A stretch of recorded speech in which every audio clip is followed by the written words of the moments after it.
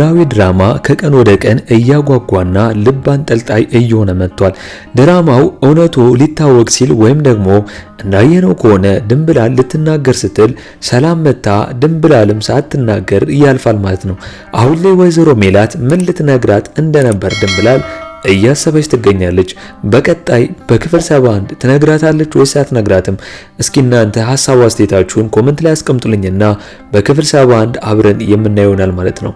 ሌላው ደግሞ ምናሴ እንግዲህ አሁንም ቢሆን ያንን ፎቶ በባለፈው ክፍል ካየው በኋላ አርፎ አልተቀመጠም።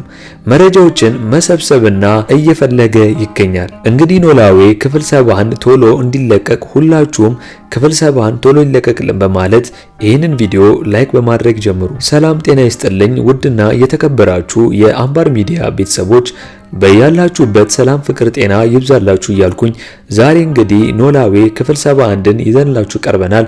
እስከ መጨረሻው አብራችሁን ቆዩ።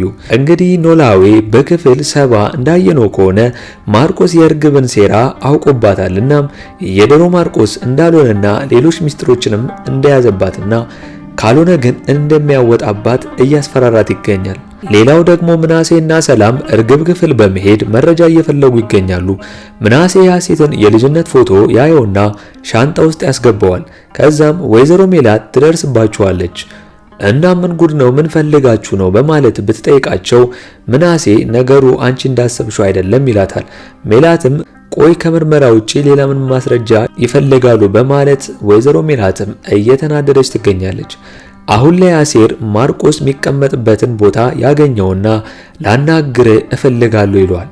እናም ስራ እንደሚያሰራውና አሪፍ ገንዘብ እንደሚሰጠው ቢጠይቀው ማርቆስም ተነስቶ አንገቱን በማነቅ ከዚህ በኋላ በመንገድ እንዳገባ በማለት ያስጠነቅቋል ማለት ነው። ተምቹም እርግብን ምግብ ይጋብዛትና ከዛም ሰርፕራይዝ ያደርጋታል አበባ በመስጠት አስማታለኝ በማለት እናም ፍቅረኛ እንዳለው እርግብ ስትጠይቀው እንደሌለው ተምቹም ይነግራታል። ተምቹም እንግዲህ እርግብን እያሰመጣት ይገኛል። እኔ እንደምለው ከሆነ በዛው ተምቹ እርግብን ምርመራውም እያደረገ ሳለ ተልኮን እንዳይረሳ ነው ፈራው በእሷ ፍቅር ወድቆ። በሌላ በኩል ደግሞ ሰላምም ድንብላል ጋር በመሄድ ለባለፈው ለተፈጠረው ነገር ይቅርታ እያለቻት ትገኛለች። ድንብላልም ይቅርታ በማለት ትነግራታለች ማለት ነው። እናም እንግዲህ ሰላምም ታዘፍናት ጀመር። አይ ድንብላል እንግዲህ እንዳየነው ከሆነ እንግዲህ ድንብላል ምርጥ ድምጽ እኮ ነው ያላት። እናንተ በድንብላል ድምጽ እንዴ አንደኛ ነው ወይስ እንዴት ነው? ውስጥ የሐሳብ አስተያየታችሁን ኮሜንት ላይ አስቀምጡልኝና በክፍል 71 አብረን የምናየው ይሆናል። እንግዲህ ወይዘሮ ሜላትም ምናሴን ከሰላም ጋር ምን እንደሚፈልጉ ትጠይቃቸዋለች። እሱም ሁለታችንም ክፉ ልንሆንባት ሳንሆን ሐሴት መሆኗን ለማረጋገጥ ነው የምንፈልገው ብሎ ይነግራታል። ምናሴም አሁን ላይ ውሳኔው በጣም ደስ ይላል። በእርግብ ነገር ምንም እንደማይቀይር ሐሳቡን ለወይዘሮ ሜላት እየነገራት ይገኛል። ምክንያቱም ልቡ አርፎ አልተቀመጠም። ሃናም ለሰላም ወይዘሮ ሜላት ስለተናገረች ነው የራኩት በማለት ትነግራታለች። ምክንያቱም ከቤቱ እንድትርቅ ሃናን አስጠንቅቃታለች ወይዘሮ ሜላት። ሌላው ደግሞ ምናሴ ድንብላልን ባለፈው የሰላም ስልክ የተያዘ ቀን እርግብ ገብታ ነበር ብሎ ይጠይቃታል። እሷም ብዙ ሰው ይህን ሁላ ነገር እንደጠየቃት ትነግረዋለች። እናም ምንም ያየችው ነገር እንደሌለ በውሸት ለምናሴ እየነገረችው ትገኛለች። ምክንያቱም ባዩሽ ስላስጠነቀቀቻት። በሌላ በኩል ሃና ለእነ ተምቹና አሴር ምግብ ካቀረበች በኋላ ተምቹ በእንግሊዘኛ ያወራል። ያኔ አሴርም እንግዲህ ይናገራል ማለት ነው። ወይ ተምቹና ሃና አሴር ላይ እንግዲህ እየተጫወቱበት ይገኛሉ ለማስቀናት። አሴርም ተናዶ ምግቡን ጥሎ ይነሳል። ወይ ሃና በቃ አሴር ላይ እንደተጫወተችበት ሁሌ።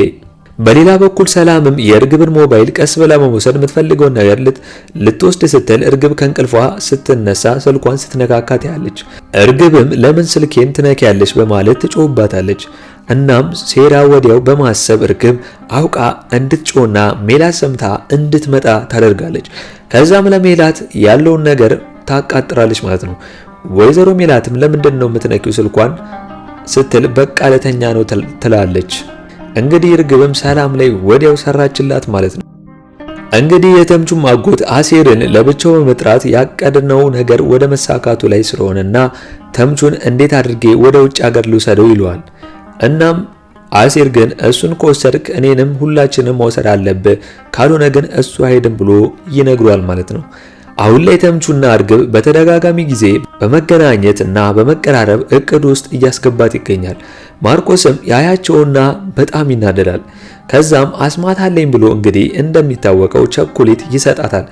ያኔ በደስታ ስትስመው ፌንት ይበላል ተምቹ። እናም በሌላ ጉንጩን እንድትስመው ያደርግና ይነሳል ማለት ነው። ማርቆስም ይህንን ሲያይ በብስጭት እየተናደደ ይገኛል። ምክንያቱም ስለሚወዳትና ስለሚያፈቅራት። ሌላው ደግሞ ሰላም ወይዘሮ ሜላትንም ሀናን ይቅርታ እንድትላትና እንድትመለስ ነግራታለች። እናም ወይዘሮ ሜላት ግን አንድ ሀሳብ ታቀርብላታለች። እናንተ ለእርግብ ነፃነት የምትሰጧት ከሆነ ሀና እዚህ ቤት እንድትመጣ እጠራታለሁ በማለት ይስማማሉ ማለት ነው። በሌላ በኩል ማርቆስም እርግብ ጋር በመሄድ እንነጋገር ይላታል።